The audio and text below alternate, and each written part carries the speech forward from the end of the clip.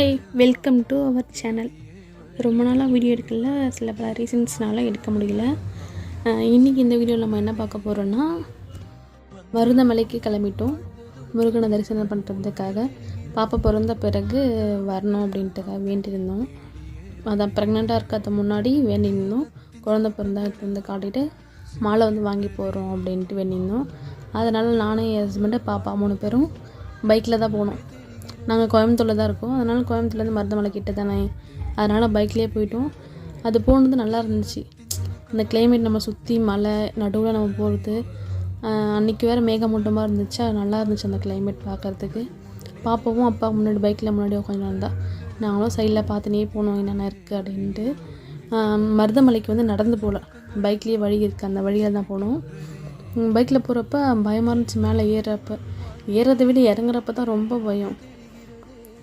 ஏறும்போது நல்லா அந்த சைடில் பார்க்க, இந்த பக்கமாக மலை இருந்துச்சு, இந்த பக்கம் மலை.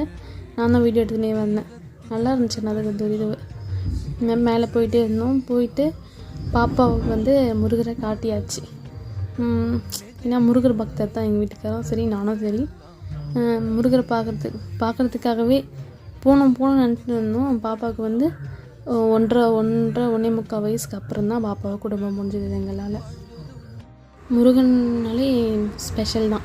அதுக்கப்புறம் சைடில் அதுவும் இங்கே தெரியுது இல்லையா, அந்த கீழே இந்த போர்டு இருக்குது பார்த்தீங்களா, அந்த போர்டுலேருந்து கீழே பார்த்தா வியூ செம்மையாக இருந்துச்சு.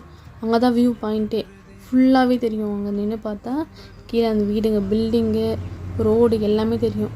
கடைசியாக முருகனுடைய கோவில் தெரிஞ்சுங்களதோ வந்தாச்சு. அப்புறம் பைக் எடுத்து போயிட்டு நிறைய கேட்டு போனார்.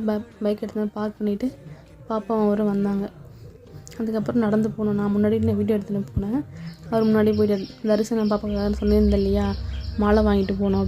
முருகரை பார்த்துட்டு பாப்பா கையில் முருகருக்கு மாலையை போட்டுட்டு தரிசனம் முடிஞ்சு வெளியே சில பல ஃபோட்டோ ஷூட்லாம் எடுத்துகிட்டு அதுக்கப்புறம் நாங்கள் வீட்டுக்கு கிளம்பிட்டோம்.